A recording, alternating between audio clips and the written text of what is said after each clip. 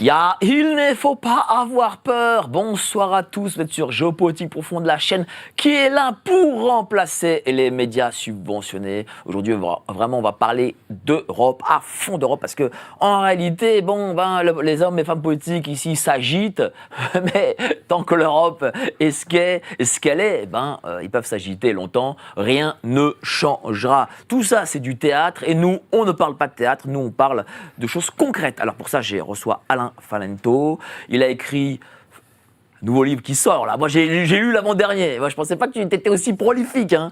Il y a 2 ans. Ah, 2 ans déjà ? Ah oui, c'était pour Maastricht. Ah bon, bref. Alors celui-là, c'est le nouveau Frexit. Tout va bien se passer. Non, ça va pas bien se passer. Il n'y a pas de raison que ça se passe mal si on décide de le faire de manière organisée. Non, ce que je dis, c'est pas le fait d'avoir le Frexit qui va bien se passer. C'est-à-dire que là, tant qu'en fait nous sommes sous le joug de Bruxelles, ça va pas bien se passer. Ah non, mais non, rien de positif ne peut nous arriver. Vous pouvez prendre ça dans tous les sens que vous voulez. C'est pour ça que c'est dommage que le Front National n'ait pas une majorité absolue, parce qu'on aurait pu se rendre compte qu'à peu près aucun point de leur programme n'était applicable. Ils auraient été bloqués immédiatement par le Conseil constitutionnel, et c'est-à-dire par Bruxelles. Tiens, par exemple, un point de leur programme principal qui serait bloqué par Bruxelles. On peut prendre la réindustrialisation. Pour réindustrialiser, pour recréer des chaînes de valeur sur notre territoire. Une chaîne de valeur, c'est plus facile à détruire qu'à recréer. Ah, oui. Il faut recréer un biotope, il faut soutenir les entreprises existantes. Donc, par définition, il faut que l'argent public soit orienté spécifiquement vers vos entreprises nationales. Et puis, il faut les protéger, surtout de l'extérieur. C'est-à-dire que c'est tout ce qu'interdit l'Union européenne. La libre concurrence, la concurrence libre et non faussée. Mais quand M. Bardella, Mme Le Pen annoncent ça pendant les élections, est-ce qu'ils mentent aux gens ? Je me pose la question. J'ose espérer qu'ils ont des spécialistes, des gens capables de leur dire que ce programme n'est pas envisageable. Alors, une autre hypothèse, c'est qu'ils le savent. Ils savent qu'ils seront bloqués, mais ils vont pouvoir faire savoir pourquoi. Parce que c'est ça ce qu'il faut dire. Voilà. C'est une mauvaise chose. Et oui, qui nous annonce pourquoi le programme ne peut pas être mis en place, pour que tout le monde soit à information complète et qu'on comprenne que c'est bien l'Europe qui nous gouverne. Parce que pour la plupart des gens, les causes ne sont pas évidentes. Prenez par exemple ces pauvres salariés de Duralex, une entreprise qui existe depuis, ou les chocolateries Poulain, à côté de chez moi, qui vont fermer. Est-ce que les salariés de Duralex ou les chocolateries Poulain savent que c'est l'Europe qui les a licenciés? Duralex, non, ils ne savent pas. Pour eux, l'Europe, c'est que du positif. Probablement qu'ils vont en vacances en Espagne en se disant qu'il n'y a pas besoin de visa, qu'on n'a pas besoin de faire de change, que c'est extraordinaire, mais ils ne savent pas que quand ils reviennent et que l'usine est délocalisée, eh bien, c'est dû à l'Union européenne. Dans le cas de Duralex, par exemple, regardez, ils ferment pourquoi ? Parce que c'est une verrerie. Parce que les prix de l'énergie sont trop élevés. Pourquoi les prix de l'énergie sont trop élevés ? Parce que les Allemands ont réussi à imposer le marché européen d'électricité pour nous empêcher de bénéficier de notre nucléaire civil. Donc voilà, donc si vous remontez la chaîne, vous tombez sur l'Union européenne. Alors, on va parler de tout ça, mais d'abord, je vais présenter nos amis qui sont autour de la table. Alors, Thomas, est-ce que je la prononce en polonaise ou en français ? Comme vous voulez. Bon, je la prononce en français. Siolzik. Siolzik. Voilà. Ciałczek à la polonaise. Voilà. Comment ça va, cher Thomas ? Ça va très bien. Donc, cofondateur de la Concorde, think tank, je peux dire, souverainiste ? Think tank, peut-être pas. Plutôt, je préfère dire module de liaison entre les différents courants souverainistes et plus largement eurosceptiques de tout parti. Ça a pour but, en gros, de mettre du liant pour que les uns et les autres se rencontrent enfin. Bien sûr, parce que le souverainisme souffre énormément en France de querelles, de chapelles. Alors, je dis ça, mais je tiens à préciser tout de suite que un de nos leitmotivs est de ne putcher personne. Je pense que tout le monde a sa place dans le mouvement souverainiste, tous les grands chefs installés ou qui s'installeront ou en train de s'installer parce que à ma droite sinon ça va râler mais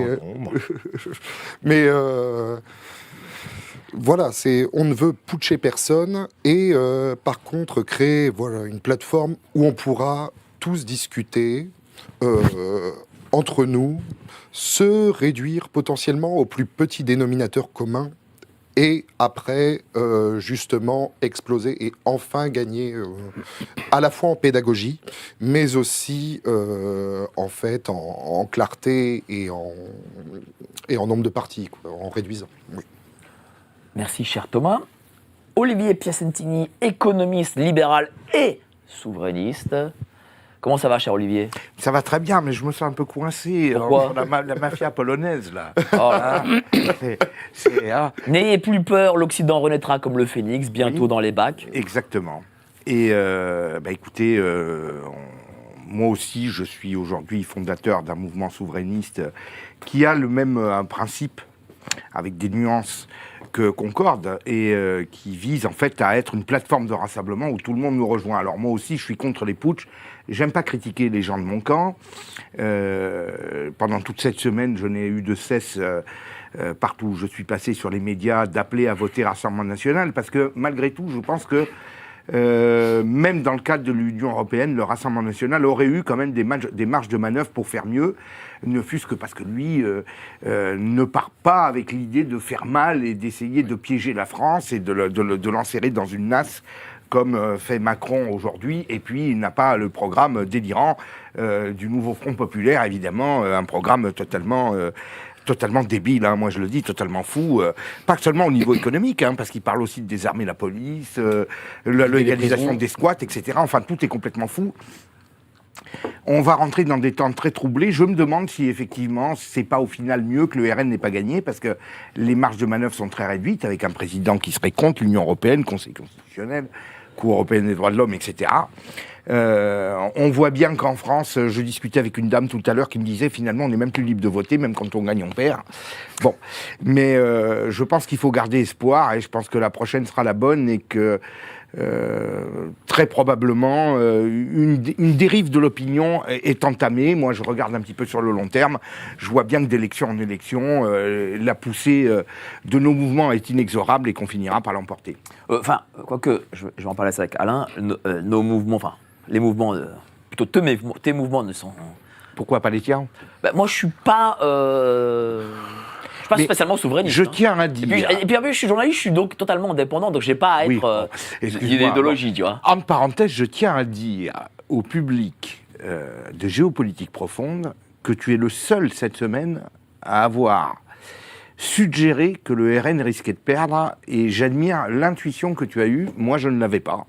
Bah, je te remercie. Et vraiment, moi, j'ai des intuitions sur le long terme, mais toi, vraiment, sur le coup, tu as été vraiment... je peux dire quand même que j'ai quelque chose, moi aussi. Hein. Alors, mais tu as été vraiment... tu as été visionnaire sur le coup. J'aurais jamais cru. Merci à toi, cher Olivier. Cher Alain, Olivier a parlé que justement le souverainisme se développait dans les urnes, mais bon, on peut pas dire ça, quoi. Vraisemblablement pas, puisque je crois que Asselineau et Philippot ensemble font moins que le parti animaliste, moins que Jean Lassalle. Donc, il y a des raisons objectives. Hein. Lesquelles, par exemple ? Ils sont invisibilisés. Voilà, c'est sûr que on s'est bien gardé de faire débattre Asselineau avec Valérie Hayé, hein, parce qu'on n'a pas envie qu'il y ait un massacre à la tronçonneuse en direct. C'est pas le même niveau intellectuel, donc c'est sûr. Hein. Ça, même avec Bardella, elle a été rétamée. On les cantonne, on les marginalise, on les fait discuter avec des fous, enfin des farfelus, disons, pour les discréditer. Mais je voulais faire. Est-ce que c'est juste faire une observation. Vas-y, c'est que le souverainisme, souvent, on les invite avec des royalistes, avec des bonapartistes, mais il ne faut pas oublier une chose, c'est que le souverainisme, dans le reste du monde, ça s'appelle la normalité. Bah oui. Les gens, 95% de la planète sont des citoyens d'un pays. D'accord, ils votent ou pas pour leurs responsables, mais en tout cas, ils ont des responsables qui exercent le pouvoir et qui essayent d'appliquer leur puissance sur les entités politiques extérieures. Nous votons pour des gens qui ne rêvent que de s'en dessaisir. Donc, si vous voulez, la normalité, c'est le souverainisme, et la déviance, c'est le supranationalisme. Alors évidemment, ça dure depuis tellement longtemps, depuis tellement de décennies, c'est sûr que, comment dire ça, si vous êtes né ou vous avez vécu trop longtemps dans un asile psychiatrique, vous finissez par vous convaincre que les gens que vous voyez passer derrière la grille, ce sont eux qui sont enfermés.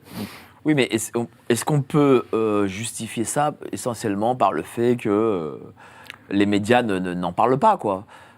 Pourtant, moi, je vois, sans le critiquer, je vois M.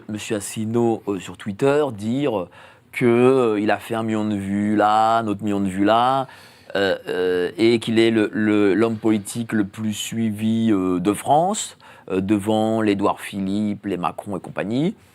Et donc du coup, en fait, le fait que les grands médias subventionner l'invisibilisme, normalement, ça ne doit pas être un argument. Mais simplement, on découvre qu'une vue sur Internet, c'est pas une voix.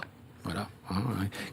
Vous pouvez. C'est vrai qu'Asselineau, pour moi, c'est un conférencier, en fait. C'est ça. C'est-à-dire que c'est passionnant. C'est un homme d'une culture et d'une intelligence hors du commun. Pour ma génération, ça a été un pédagogue qui Oui, a mais ouvert...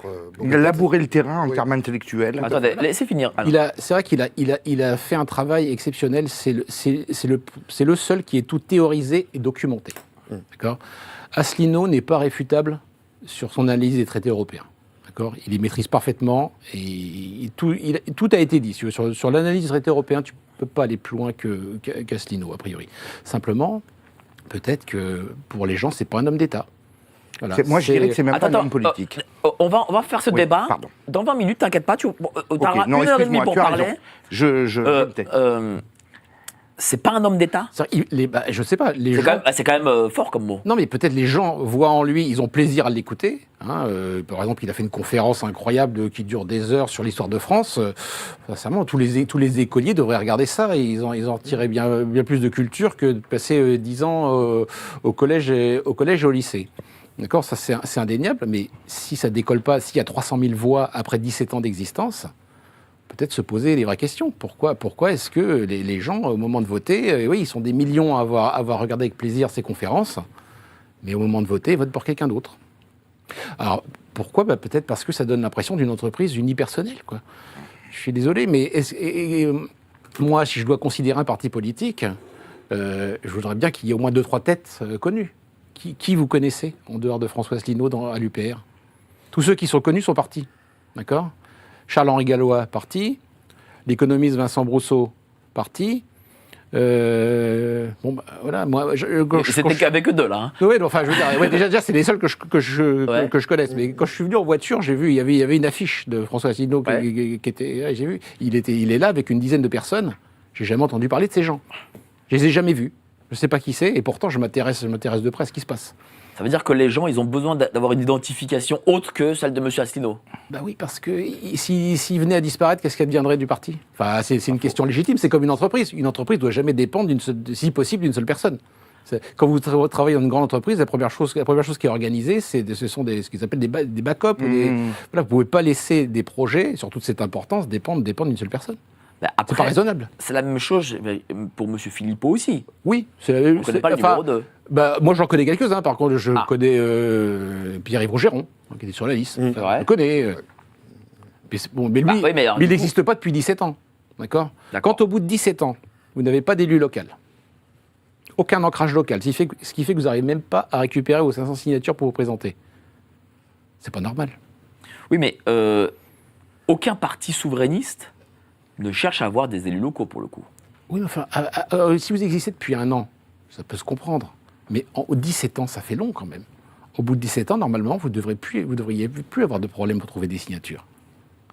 C'est-à-dire que la stratégie essentiellement tournée vers le national, c'est peut-être pas la bonne. Ben oui, parce que vous disparaissez pendant 5 ans. Vous réapparaissez régulièrement comme un cétacé pour les élections présidentielles et législatives, quand vous êtes en mesure de vous présenter. Ça veut dire que les partis souverainistes devraient faire comme le Parti socialiste, le Rassemblement national, LR, c'est-à-dire les partis, on va dire, de gouvernement, et aller au canton machin, au truc... Mais LR ne survit que grâce à ça. LR, c'est quoi maintenant ? C'est un parti d'élu local. C'est vrai. Sinon, il serait mort depuis très longtemps, à mon avis. C'est vrai. un moribond qui survit au Sénat. Et, quoi. et le PS qui fait 1% avec Madame Hidalgo réussit à Ça quand a même à permis au faire PS de 60 et quelques députés aujourd'hui. Oui. C'est pour ça que quand François Asselineau dit c'est parce qu'on ne m'invite pas, c'est parce que je suis invisibilisé dans les médias nationaux qu'on vote pas pour moi. Mais vous avez un contre-exemple. Je veux dire, les partis socialistes, ils ont un accès permanent aux médias nationaux, et pourtant, ils ont quand même subi des défaites considérables. On va venir sur ce livre. Pourquoi ce bouquin? Pourquoi cette deuxième partie, on va dire? Le premier, c'était une description. C'était pour l'anniversaire, pour les 30 ans du traité de Maastricht, et puis les 20 ans d'introduction de l'euro. d'Europe. Voilà, ça, c'est le premier, les 20 ans d'introduction de l'euro. Et celui-là, c'était pour montrer, juste avant les Que européennes, c'est possible. que c'est possible. Parce que c'est ça, le truc aussi, c'est que les gens disent oui, en effet, peut-être que l'Europe a fait ceci, cela, de mal, ok. Mais pour eux, la sortie de l'Union européenne, c'est une forme d'inconnu Oui. vers peut-être un gouffre sans fond. Oui, mais c'est-à-dire que en termes d'analyse de probabilité, ils préfèrent la certitude de la mort, la certitude de se fracasser, parce que c'est ce qui va se passer. Hein. Si vous restez dans l'Union européenne, la trajectoire, elle est claire. Hein, parce que de croissance, il n'y aura pas. Il ne peut pas y avoir de croissance pour la France dans la zone euro, impossible. En concurrence directe avec des gens qui gagnent, concurrence ouverte avec des gens qui gagnent $500 par mois, ou 500 € par mois en Hongrie ou en République tchèque, c'est pas envisageable. Donc il n'y aura jamais de croissance. Et donc on aura toujours une croissance de la dette supérieure à la croissance du PIB. Donc vous pouvez faire tout ce que vous voulez, vous pouvez faire des économies autant que vous voulez. C'est ce qu'on nous propose d'ailleurs, c'est la trajectoire que le maire nous propose, des économies. Et bien, si vous n'avez que des économies et pas de projet de croissance du PIB, eh bien, la trajectoire, c'est celle de la Grèce. Mais, très bien. Et C'est à l'inverse- à court terme ou à long terme? Oh, bah, je pense que ça va aller très vite maintenant, parce qu'il y a un effet boule de neige. On en est déjà au stade où on emprunte pour payer des intérêts. Enfin, c'est de la cavalerie ce qu'on fait, ni plus ni moins, depuis complètement. bien longtemps. Hein. C'est de la cavalerie, je crois que ça s'appelle comme ça. C'est ça, d'ailleurs. c'est le Oui. mot. Oui. Pyramide de Ponzi. Est-ce que ça signifie aussi que, parce qu'il y a une génération de baby-boomers qui ont un patrimoine, alors c'est pas tous les baby-boomers, mais certains qui ont un patrimoine, à chaque fois il faut que je le dise, parce qu'après, tu vois, je reçois des messages, hey, connard, je suis baby-boomer, j'ai pas de patrimoine. Donc voilà, certains baby-boomers qui ont un patrimoine disent, oui mais si je sors de l'Union européenne, mon appart qui vaut 500 000 va valoir 200 000. Et ça, en fait, c'est une idée reçue qui est une propagande plutôt, qui est envoyée par le mainstream. Oui, c'est-à-dire que, évidemment, si vous repassez au franc, le franc, c'est le but en fait. On va vous dire, oui, mais le franc va perdre 25% par rapport à ce qui va rester de l'euro, enfin, qui sera un On euro va de se dollar. réajuster comme ça. Bah oui, mais c'est le but, justement. Et puis il perdra peut-être 10% par rapport au dollar, je ne connais pas exactement. Mais c'est normal. Mais vous, pour les gens normaux, je veux dire, vos dépenses, elles sont locales. Votre loyer, il n'est pas en dollars ni en Deutschmark. Votre eau, votre électricité, elle est ni en dollars. Donc en fait, ils laissent planer de doutes souvent. Pour les plus bêtes d'entre eux vous disent que vous aurez une inflation de 25%. D'accord. Mais en réalité, c'est beaucoup moins que ça, puisque la plupart de vos dépenses contraintes sont locales. Donc en fait, il y aura une inflation probablement de, je ne connais pas les dernières évaluations, mais Oui, il y aura 4%. forcément. Oui. Est-ce Mais- qu'elles sont vraiment locales, sachant que on ne produit plus en France? Oui, mais les loyers, ce sont les loyers. D'accord, ça, c'est vrai. ils sont traduits en francs. Et c'est la dépense contrainte la plus importante pour un ménage en général. L'électricité, si elle est produite en France, c'est en francs. D'accord, surtout l'électricité nucléaire. Évidemment, sûr, si c'est bien du sûr. gaz, c'est différent. Et puis après, il y a des effets substitution. C'est-à-dire que des produits que vous achetiez à l'étranger, eh bien, deviennent moins intéressants que des produits locaux. Donc il y a Bien sûr. il y a un effet substitution. Donc au final, l'inflation n'est certainement pas de 25%. Donc malgré tout, donc les gens, c'est une idée reçue qu'ils ne doivent pas avoir, quoi. C'est-à-dire que Ah oui, non, 25%. Bruno Le Maire le dit, mais il ne faut pas écouter Bruno Le Maire. Bruno Le Maire, Bruno Le Maire est quand même déjà le principal responsable de notre situation. Enfin, Tu l'écoutes, toi? Bah, un peu quand même. Oui, mais tu le crois? Non, mais je l'écoute. Ah oui, mais ça, Il faut écouter Bruno Le Maire. oui, il faut écouter parce On écoute que aussi Vincent Lagaffe. Hein. Bruno Le Maire est comme le responsable de. Il nous a fait gagner 10 ans d'endettement, en fait. Si vous Ah oui, calculez oui, bien. oui, oui. Grâce à Ouais. lui, on a fait un bond de 10 ans dans l'endettement. Bon, à la limite, supposons, paraît-il, a-t-il sauvé l'économie française. Bon. Ce que j'ai vu, mais on n'a peut-être pas les mêmes sources. J'imagine qu'il est beaucoup mieux informé que moi, mais moi j'ai vu que le nombre de faillites de TI avait augmenté de 55%, on ne les publie même plus d'ailleurs. Oui. Soi-disant, paraît-il, il a même envoyé Rachida Dati au charbon, hein, qui droite dans ses loups-boutins, nous affirme qu'ils ont créé 2,5 millions d'emplois industriels. Je ne suis même pas sûr qu'il en reste 3 millions. Mais tout est faux. Tout est faux, tout est bidon. Et en plus, Olivier Marleix nous a dit qu'en fait, mais texto, que le maire a falsifié les comptes pendant 4 ans. Est-ce qu'il n'est pas possible pour la France, parce que vous savez, moi je suis allé à Strasbourg plusieurs fois, j'ai tourné avec Virginie Joron, parce que voilà, on avait des émissions à faire ensemble, et j'ai vu un peu le fonctionnement de Strasbourg. Et le problème, c'est que j'ai pas vu beaucoup de Français, pour pas dire très peu. J'ai même pris le train avec l'actuelle sénatrice LR, et je crois même patronne de la Fédération de Paris LR, Madame Agnès Séveraine. Et elle est venue à Strasbourg avec sa trousse de maquillage, et d'ailleurs c'est tout. On était côte à côte. Hein. Et puis elle s'est barrée, quoi. Elle est allée à Strasbourg, elle a voté, puis elle s'est barrée. Est-ce que si on n'a que des représentants comme ceux-là, qui vont à Strasbourg et à Bruxelles, est-ce que c'est pas aussi, au final, notre faute? Nous avons laissé la place à d'autres pays européens. Moi, je l'ai vu à l'intérieur de Strasbourg, j'ai vu les Danois, les Hollandais, les Allemands, les machins. Ils ont l'air de vraiment de bosser pour le coup. Est-ce qu'on n'a pas créé l'Union européenne sans nous, en fait? Alors, évidemment que les Français ne sont pas les plus sérieux pour prendre possession des institutions européennes, ça c'est sûr. Mais le Parlement de Strasbourg, on n'en a rien à faire. Ici, passe rien au Parlement. D'accord ? Le Parlement n'a de Parlement que le nom.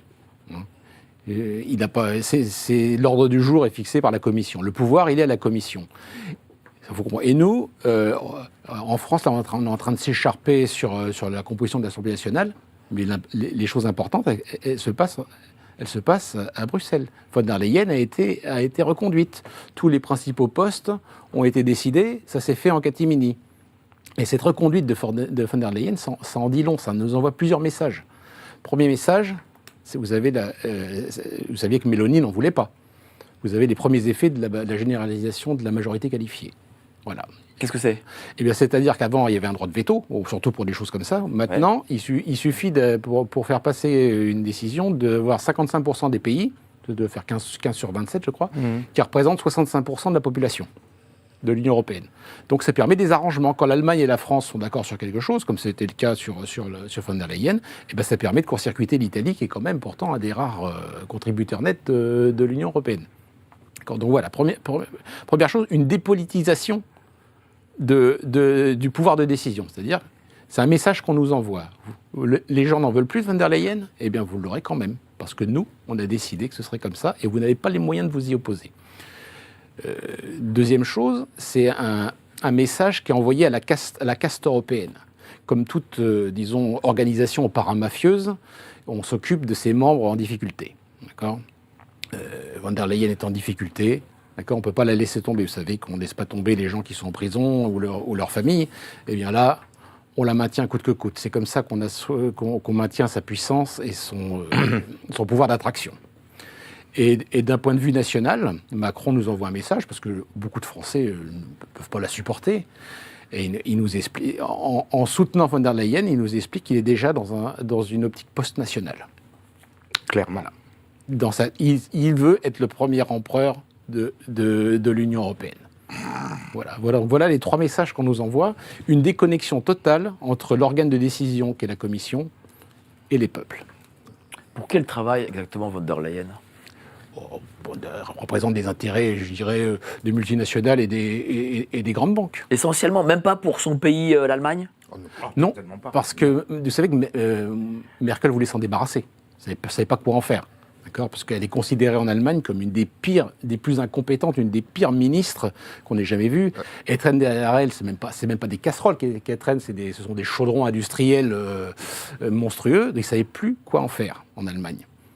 Elle était considérée en Allemagne comme corrompue, d'ailleurs de la même façon que Barroso était considéré comme corrompu à cause de la vente de la Société des pétroles portugais à son époque, et qu'on a fait revenir en catimini la vente de la Société des pétroles portugais, si je me souviens bien, c'est quand il était Premier ministre dans les années 80, et on l'a fait revenir en catimini milieu des années 90 dans le secteur européen.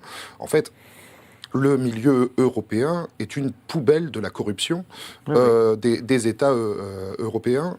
Et peut-être c'est aussi une usine de recyclage. La Commission, Voilà. c'est une usine de recyclage à déchets politiques nationaux.